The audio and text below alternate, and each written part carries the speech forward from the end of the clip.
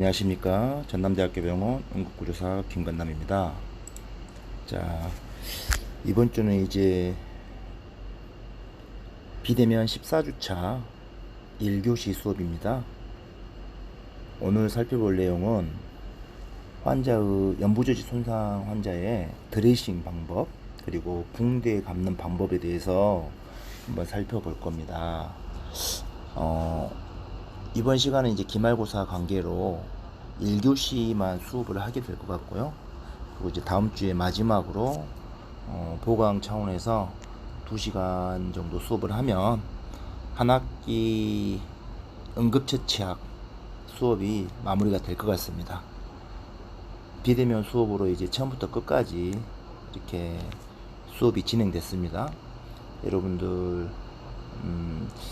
많은 도움을 드렸어야 되는데 안타깝고 좀 아쉬운 마음이 상당히 커요.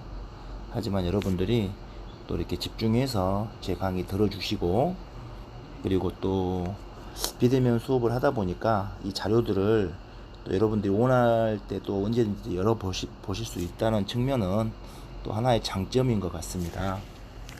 자, 그러면 오늘 이제 1교시만 수업을 하기 때문에 한번 최대한 한번 여러분들하고 같이 창상을 처치하는 드레싱, 그리고 붕대를 감는 방법에 대해서 한번 살펴보도록 하겠습니다.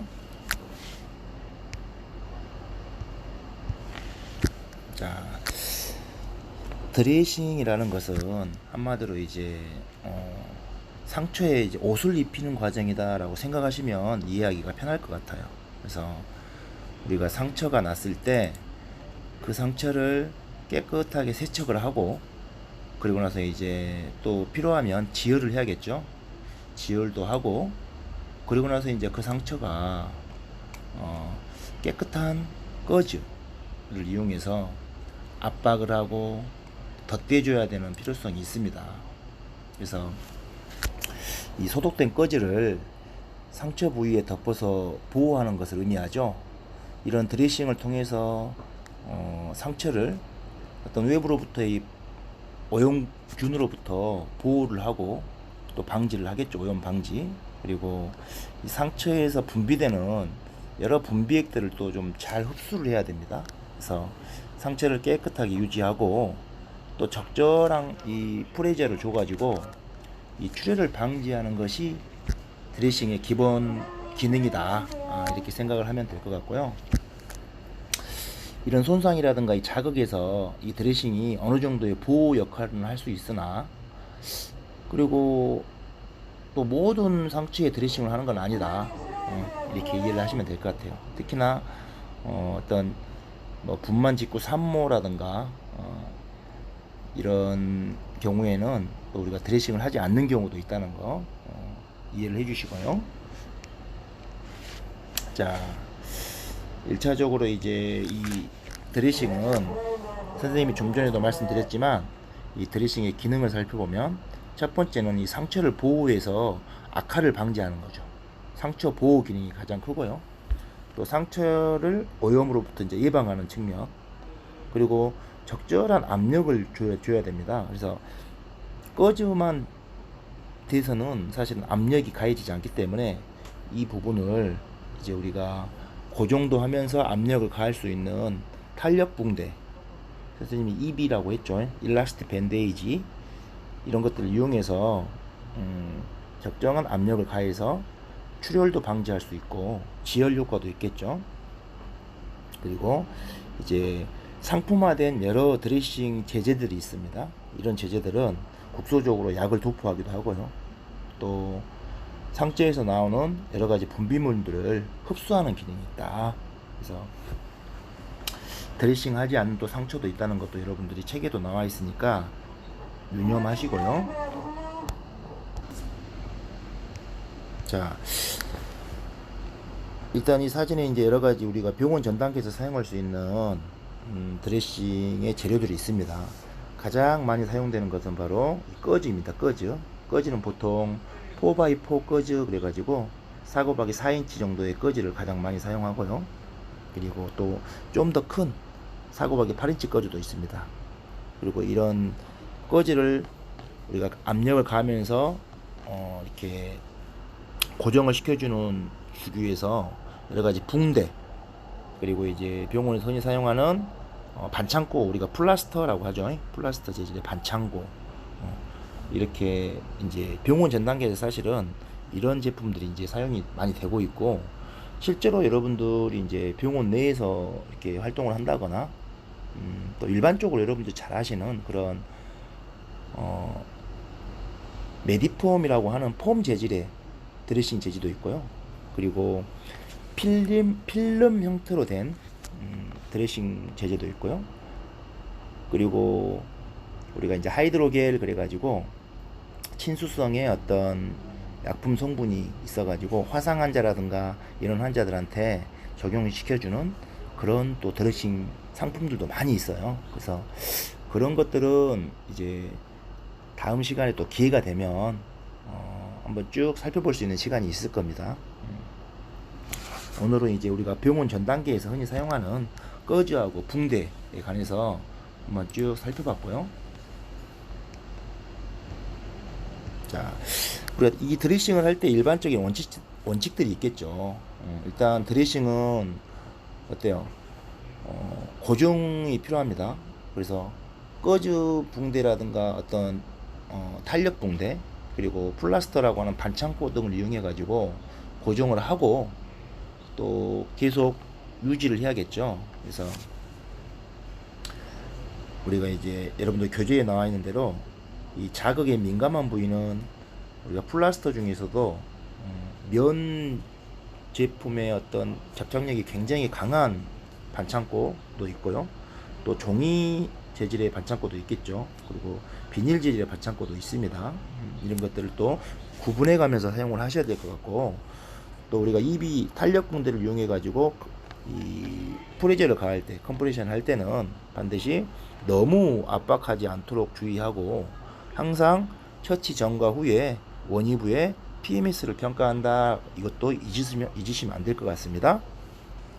그리고 병원 전 단계에서는 특히나 한번 드레싱을 시행하고 나서 이송을 할 때 이게 잘 유지될 수 있도록 여러분들이 적절하게 감아 주셔야 되고, 혹시라도 이제 그쪽에서 어떤 출혈이 계속 노출이 된다 그러면 병원 전 단계에서 원칙은 이걸 다 벗겨내고 다시 새로 드레싱을 하는 게 아니고, 그 기존에 돼 있던 드레싱 위에 다른 드레싱을 덮어줌으로써 덧대기 형식으로 이제 드레싱을 하라라고 여러분들 책에는 설명을 하고 있죠.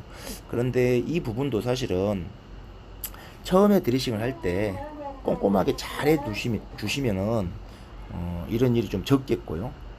그리고 이렇게 하기 위해서는 사실은 처음에 이 출혈의 양상에 따라서 어느 정도의 강도로 압박을 할 것인지, 그리고 포커스를 어디에 두고 압박을 할 것인지, 이런 부분이 사실은 굉장히 중요하겠죠.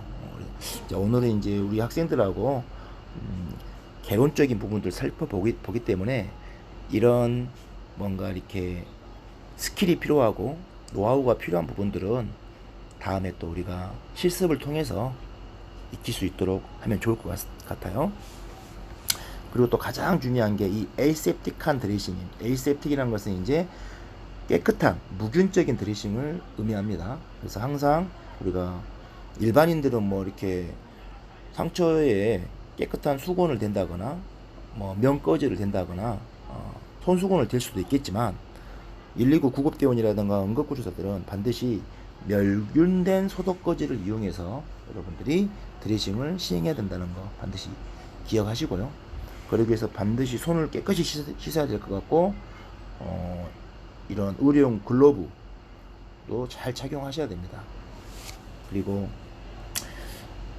소독을 할 때도 오염된 것부터 가장 오염된 영역순으로 이렇게 소독을 해야 된다는 거죠.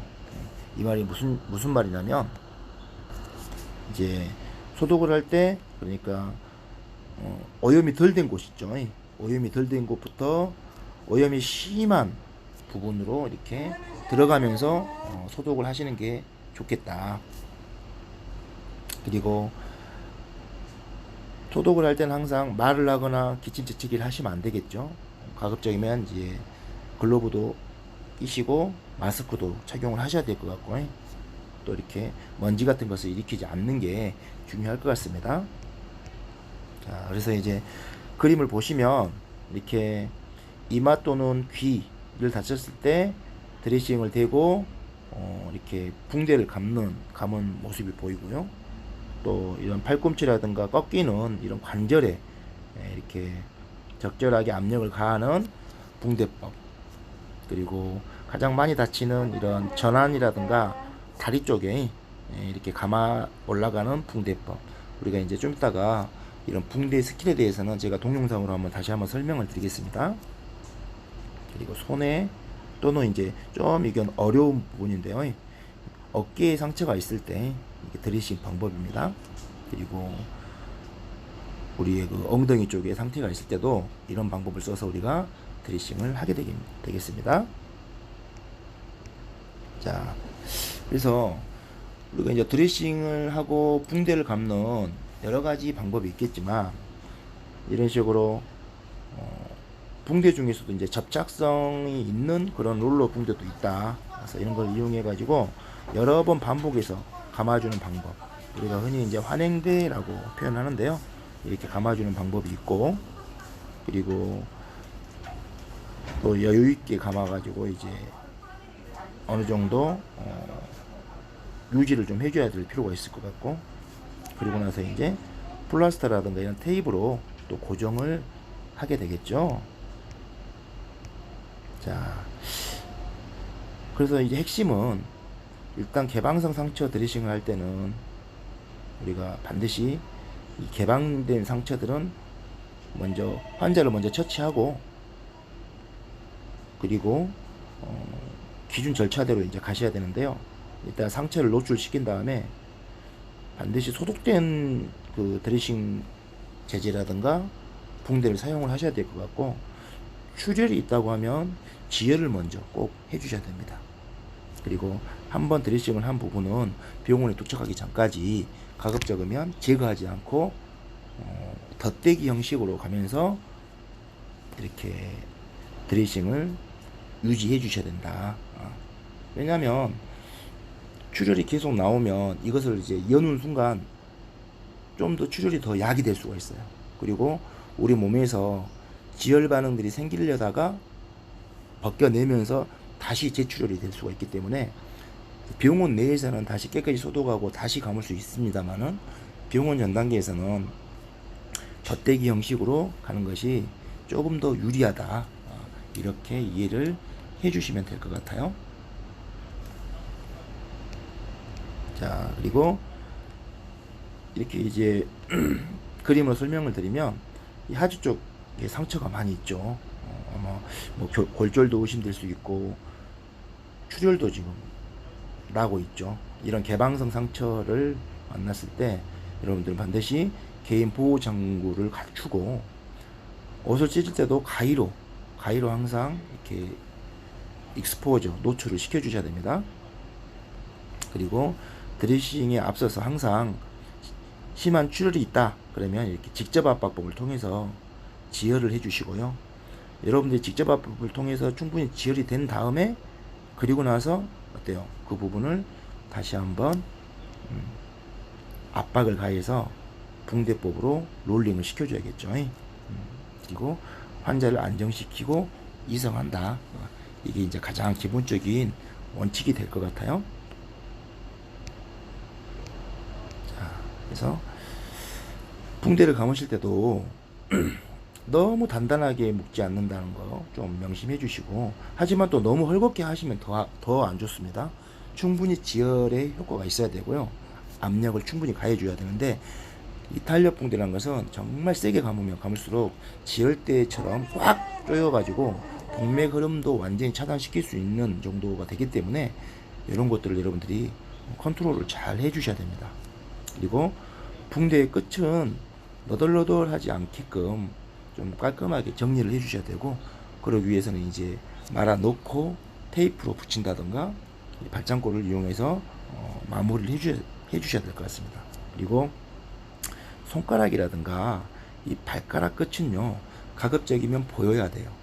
이 끝을 다 그냥 감아버리면 나중에 원이브로우 PMS 측정을 하는데 상당히 곤란하겠죠. 그리고 말단까지 어떤 혈액순환이 잘 되는지 이런 유무들을 우리가 수시로 평가를 해야 되기 때문에 말단 손가락과 발가락 끝은 가급적이면 덮지 않는다. 이게 이제 하나의 원칙입니다.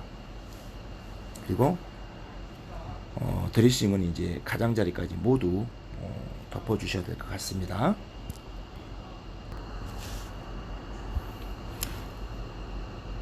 자, 붕대 감기 방법은 이제 이론 교육보다는 동영상을 보면서 이렇게 하는 게 좋을 것 같아서 이제 선생님이 직접 이제 동영상을 촬영을 해보려다가 좀 어려움이 있어가지고 일단은 좋은 자료가 있어서 선생님이 같이 공유를 좀 하겠습니다. 붕대 감기 뭐 그냥 감으면 되죠. 근데 이걸 왜 강의를 하나, 저도 맨 처음에 받았을 때 그런 생각을 했었습니다.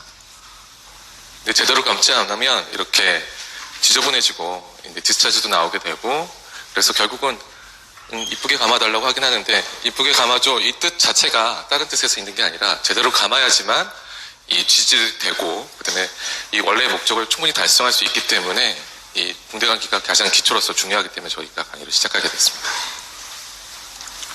붕대 형태는 보통 군대나 저희 보이스카웃 뭐 이런 데서 먼저 사용하는 삼각 붕대 형태가 있고요. 그 다음에 그 관절이나 아니면 손가락 관절 부위에서 사용하는 이제 관형 형태의 붕대가 있고, 그 다음에 이게 뭐 자가 접촉, 요즘에 새로 많이 사용하고 있죠. 손가락이나 아니면 손, 발 쪽에서 그냥 뗐다 붙였다 마음대로 할 수 있고, 대신 이물질이나 이런 것이 붙지 않는 것.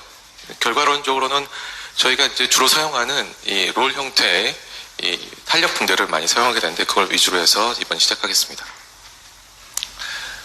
붕대 감기의 목적은 알다시피 이제 상처 보호, 이제 상처가 당했을 때 거기에 그 이물질이나 병균 아니면 세균 같은 것들이 다 닿지 않도록 하기 위해서, 보호하기 위해서 우선 하는 게 목적이고요. 그것을 통해서 원주와 맨 처음에 발전이 되어져 왔습니다. 그리고 이제 출혈이 됐을 경우 압력을 해서 우리 몸의 기전에 따라서 출혈을 멈추기 위해서 그걸 덮으려고, 거기다 압력을 가하려고 사용하고요. 그다음에 저희가 가장 많이 사용하는 고정리 지지, 염자나 골절이 있을 경우 그 부분에 대해서 지지를 해주고, 그다음에 그걸 부목 같은 거를 고정을 해주기 위해서 사용하는 게 가장 많이 사용하고 있습니다. 네, 붕대 감기 준비를 하게 되면 이렇게 이제 잘 세팅해서 가게 되는데, 현장에서는 이렇게 잘 되지는 않죠. 이제 상처가 있게 되면 그 상처 부위는 깨끗하게 유지를 해야 되고, 메디폼이나 아니면 알레빈 같은 그 접촉용 드레싱용을 갖고 거기다 먼저 부착을 한 다음에 그걸 깨끗하게 유지를 하고, 그 다음에 테이프를 충분히 길이와 개수를 갖고 만들어서 옆에 붙여놓고 그다음에 이제 드레싱을 하게 됩니다.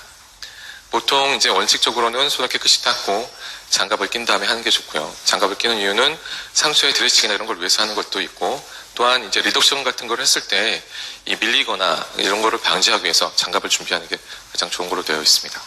그리고 이제 크기나 형태에 따라서 아니면 작용에 따라서 3인치, 4인치, 6인치를 하게 되고요. 자, 이제 붕대 감기가 끝났으면 그 다음에는 환자에게 맨 처음에 진행 과정을 설명하게 됩니다. 이제 붕대를 감기 전에 이걸 소홀히 하게 해야 되는데요. 저희가 이제 인턴 레지던트 교육을 할 때도 요즘에는 이걸 굉장히 강조하고 있습니다. 자기가 누군지 밝히고 거기에 따라서 어떻게 이렇게 진행을 하는지, 어떤 목적으로 어디서부터 어디까지 감게 되는지 거기에 대해서 설명을 우선 하게 되고, 그리고 병변비를 노출하게 한 다음에 그다음에 드레싱을 하게 됩니다. 그리고 드레싱한 부분에 대해서는 이물질이 없게 하고 깨끗하게 유지를 한 다음에 드레싱을 시작하게 되고요. 그다음에 환자는 편안한 자세를 유지하게 되고, 머리나 귀 쪽이 아닌 다음에서는 대부분 전부 다 정면에서, 환자 정면에서 하게 되고, 환자가 불편한 게 없는지 아니면 기능적으로 관절이나 자세가 유지가 제대로 되는지 평가를 한 다음에 그다음에 순환, 그다음에 신경 같은 것들을 확인을 하게 되고, 그다음에 맥박 순환, 그다음에 감각 꼭 확인을 해야 됩니다. 직접 만져보고 확인을 해보고 환자한테 물어보고, 그러고 나서 그것을 꼭 기록하게 되어야죠. 요즘에 블랙 컨슈머도 많지만 블랙 환자도 많습니다. 나중에 처음에는 없던 증상을 어떤 시술을 통해서 너가 이런 걸 만들었다 그래가지고 컴플레인을 하거나 뭐 소송을 건다거나 기존의 시술보다 굉장히 더 힘든 경우가 많죠. 이거를 방지하기 위해서 시술 전과 시술 후에 환자의 상태가 어떤지 꼭 기록을 남기는 게 굉장히 중요한 걸로 되어 있습니다. 자, 우선 뭐 상황이 보통 이렇게 되죠. 찍다 보니까 이렇게 되는데요. 결과는 이게 뭐 별건 아닌 것 같긴 하지만 정면에서 편안한 자세에서 서로 부담 없는 자세를 유지하도록 하는 게 중요하고요. 이게 이제 오른손잡이라고 하면 이 시술이나 이런 것들이 오른쪽에 위치하게 있는 상황에서 편안하게 유지할 수 있도록 하는 게 중요하도록 되어 있습니다. 이제 붕대 감기 실행을 하게 되면 환행대라고 해가지고 지금 용어에 익숙하지 않은 분이 계신데요. 이거는 그냥 간단하게 생각하시면 됩니다. 맨 처음에 이 시작과 끝을 할 때 이거를 잡기 위해서 옛날 교재에서 보면 이제 접고 시작하라고 되어 있는데요. 이제 그렇게 되면 이 요철이 생겨가지고 이게 쏘아라든가 아니면 이제 요철 때문에 그 통증이나 압박이 더 심해질 수가 있기 때문에 평행하게 2번 감는 것을 시작하는 건데 그게 이제 중심을 잡는 그런 것으로서 시작이 되고요. 감는 방향은 안에서 바깥쪽으로, 그 다음에 환자의 기준으로 해서 원위에서 근위 쪽으로 옮겨가면서 하게 됩니다. 그리고 겹침은 2분의 1에서 한 3분의 2 정도. 겹침을 충분하게 하지 않으면 그 지지하는 방향이나 목적에 따라서 어쨌든 움직이게 되는데 움직임에 따라서 이 탄력도 풀어지게 되고 이 지지하는 목적이 다 흐트러지게 됩니다. 이제 그거를 막기 위해서 적어도 반 이상, 3분의 2 정도 겹치면서 계속 가게 되고요. 그 다음에 그 상처 부위와 관련이 없는 관절 부위는 허용하도록 해야 됩니다. 불필요한 관절에 제한을 하게 되면 나중에 상처가 났고 난 다음에 관절의 제한이 와가지고 통증도 오게 되고 기능도 좀 상실할 수가 있어서 그 부분에 대해서는 그 관절 운동을 허용할 수 있도록 하게 드레싱을 할 때 맨 처음부터 계획을 잡아야 됩니다. 그리고 접으면서 아까도 말씀드렸던 것처럼 겹치거나 굴곡이 생기지 않게, 요출이 생기지 않게 계속 주의하면서 해야 되고요. 일정한 힘을 유지하게 되고, 그 다음에 이제 그 붕대를 감다가 롤 형태를 갖게 되면 잘못해서 놓치게 되는 게 되는데, 그러면 처음부터 다시 해야 됩니다. 그거를 갖고 계속 유지하는 것 자체가 굉장히 어렵고요.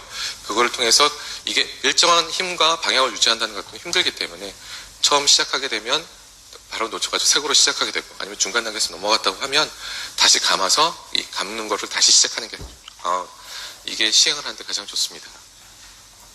그리고 손가락하고 발가락 끝은 노출을 시키고요.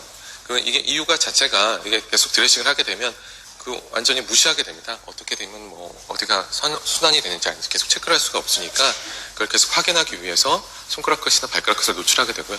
그 다음에 이제 당뇨 환자 같은 경우에는 감각이 좀 저하가 돼서 괴사나 이제 그래서 그걸 계속 평가하기 위해서 드레싱이나 스프린트 될 때도 손가락 끝이나 발가락 끝을 노출시켜가지고 계속 측정을 하고 그다음에 환자를 평가를 하도록 하는 게 중요하도록 되어 있습니다. 이제 실질적으로 붕대 감기 방법에 대해서 말씀드렸는데요. 맨 처음에 말씀드린 것처럼 환행대 감는 거하고 이제 나선대가 가장 우리가 흔하게 사용하는 것, 요철이 있는 부분에 사용하는 거고, 그다음에 맥스대는 이제 모양 자체가 맥스대라고 해서 굴곡 있는 부분을 좀 더 강하게 묶게 하기 위해서 방법을 사용하는 게 있고요. 팔자대 같은 경우에는 관절 부위를 유지하기 위해서 하는 방법입니다. 아까 말씀드린 것처럼 환행대는 손상된 부위의 팔다리에서 중심을 잡거나 끝내는 과정에서 필요한 방법이고요. 중심을 잡을 때 보통 2회 정도 같은 방향으로 평행하게 감으면서 시작하게 됩니다. 끝날 때도 마찬가지고요. 동영상으로 확인해 보겠습니다. 환행대입니다. 이제 맨 처음에 시작할 때 이렇게 평행하게 이렇게 유지를 하게 됩니다. 이게 중간에 멈추는 건 여러분들한테 보여주기 위해서 하고요. 보통 이제 버릇같이 담으면서 이렇게 잡아당기게 되는데 너무 잡아당기게 되면 순환이 안 되고 막 저리고 그다음에 순환이 안 되면 너무 나중에 감을 때는 모르지만 나중에 아파합니다. 그렇기 때문에 적당한 힘을 유지하는 게 좋고요. 그다음에 나선대는 이게 이렇게 여기 나와 있는 것처럼 이렇게 나선 형태로 올라가게 됩니다. 가장 많이 사용하게 되죠. 이때 주의할 게 뭐냐면 맨 처음에 환행대로 시작하고요. 나선대로 시작할 때 아까 말씀드린 것처럼 반이나 3분의 2 정도로 겹치는 게 운동을 할 때 이게 풀어지거나 이게 드러나지 않게 하기 위해서 하는 거니까 조심해서 하시는 게 좋고요. 보시겠습니다. 맨 처음에 환행대를 감고요. 그 다음에 나선 형태로 올라가게 됩니다. 적당한 나선 형태를 해가지고 겹치지 않게 해서 3분의 2에서 반 정도로 겹쳐가지고 계속 올라가게 되고요. 마지막에는 아까 맨 처음에 말씀드렸던 환영대로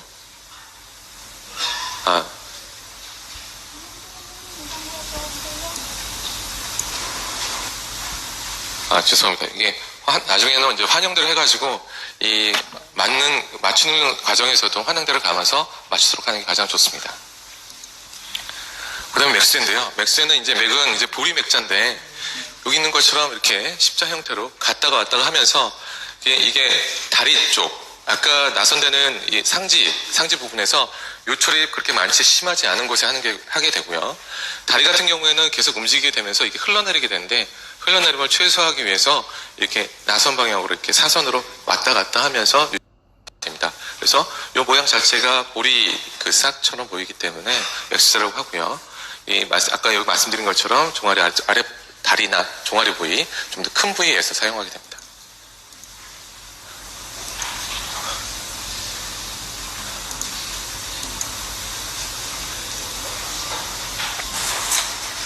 맨 처음에 사용하는 건 똑같이 환행대로 진행하게 되고요.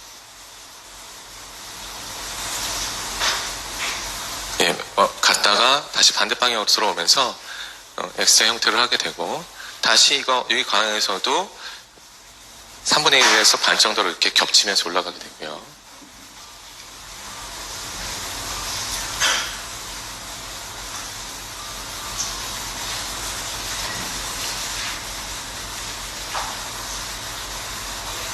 보통 손보다는 보통 이제 다리 쪽에서 하게 되고 마지막에 이렇게 환행대를 통해서 이렇게 마무리를 하게 됩니다.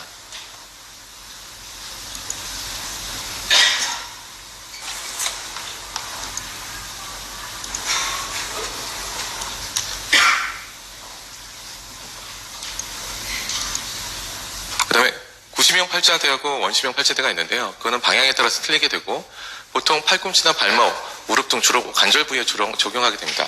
관절을 사용하는 범위에 대해서 이렇게 양쪽에 있으면서 하게 되는데 이게 마지막에 앵커를 긋는 부분이 90형이면 이제 90형 팔자대, 이 앵커를 찍는 부분이 바깥쪽에 있으면 원심형 팔자대가 되고 이런 게 이 관절 부위가 이렇게 겹치는 부분에 대해서 사용하게 되는데 이거를 이용할 수 있도록 사용할 수 있도록 환자가 손상 부위하고 관련이 없으면 이 관절을 사용할 수 있도록 하기 위해서 이 팔자대를 유지하는 겁니다.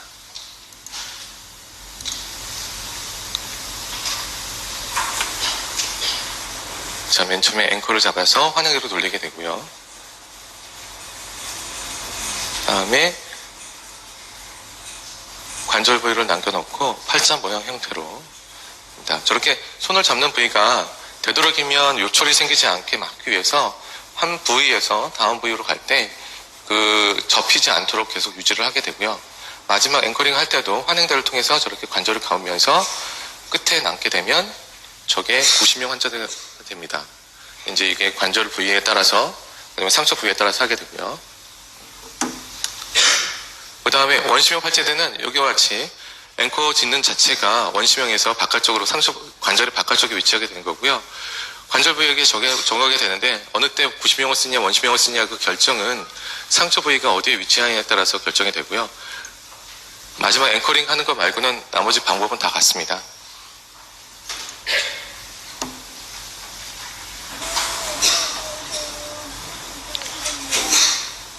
관절 부위로 시작해서 그 다음에 똑같이 3분의 2나 반쪽씩 겹치게 되면서 팔자 모양 형태로 상체 쪽으로 갔다가 왔다가 하게 되고 마지막에 앵커링을 할 때는 관절의 원위에서 짓게 되고 그 원위에 들을 때 2번 환행대를 해서 결정을 짓게 됩니다.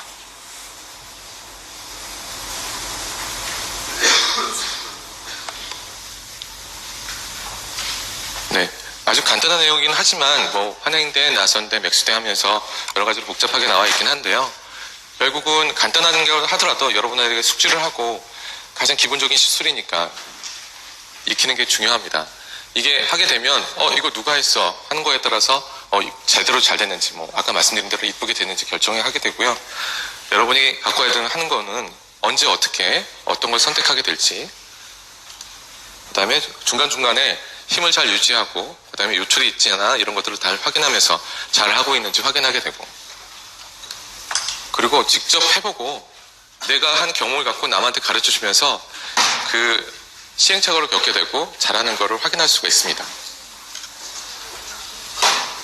아까 맨 처음에 나왔던 미리라보다는 훨씬 더 잘 돼 있죠. 이렇게 되면 훨씬 더 좋을 수 있으니까요. 결국은 직접 해보는 게 가장 중요합니다. 이상입니다. 네, 동영상 잘 보셨죠?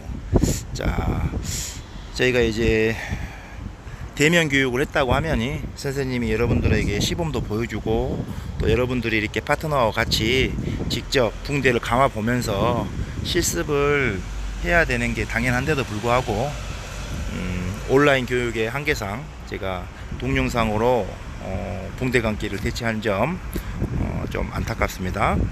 하지만 그래도 충분히 여러분들이 숙지했을 거라고 생각되고요. 이제 마무리를 하자면 이제 붕대 감기의 기본 원칙 다시 한 번만 더 강조하겠습니다.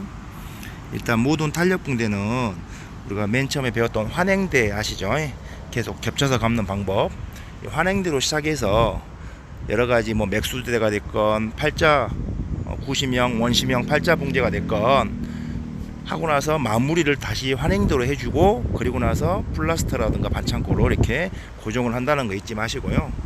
그리고 탄력 붕대를 감을 때는 항상 너무 힘을 꽉 줘가지고 늘리면서 감아야 되는 경우에는 정말 출혈이 너무 심해가지고 지혈을 확실하게 해야 될 때는 이제 부득이하게 그렇게 할 수는 있는데 웬만하면 가볍게 굴리듯이 감아 올라가는 것이 좋겠다.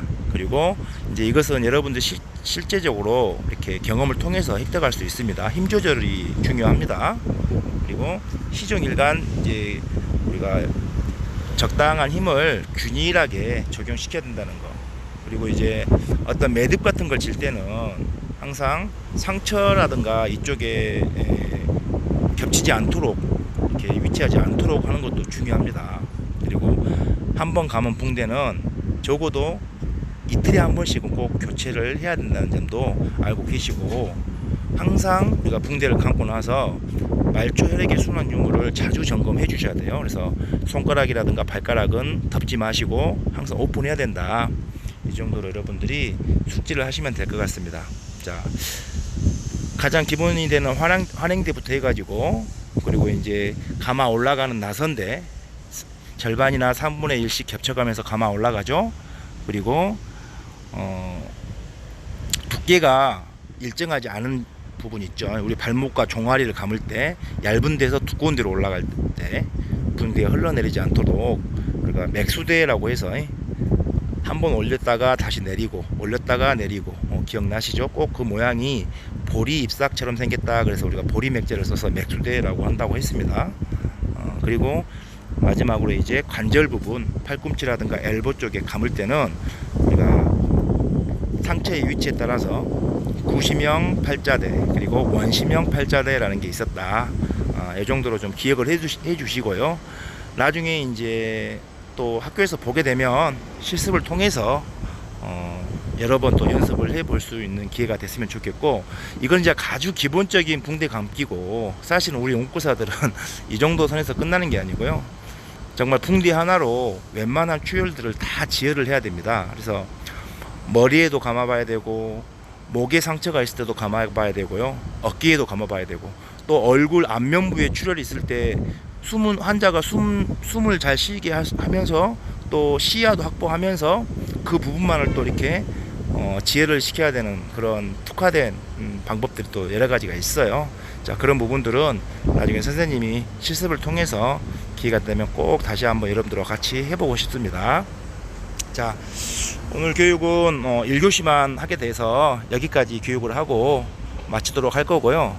이번 주 과제는 간단하게 붕대 감기 방법에 환행대와 그리고 나선대 그리고 맥수대 이 세 가지를 어떤 순서대로 어떤 식으로 감는지 간단하게 설명을 하셔가지고 저에게 메일로 보내주시면 될 것 같습니다.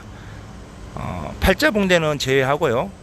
환행대 그리고 나선대, 맥수대 이 세 가지에 대해서 붕대 감기 방법에 대해서 간략하게 설명하셔서 다시 한번 리뷰를 해주시고 썸머리해서 저에게 보내주시면 될 것 같습니다. 자, 그러면 기말고사 볼 때 아마 여러분들 얼굴을 살짝은 볼 수 있을 것 같습니다. 그때 보도록 하겠습니다. 수고하셨습니다.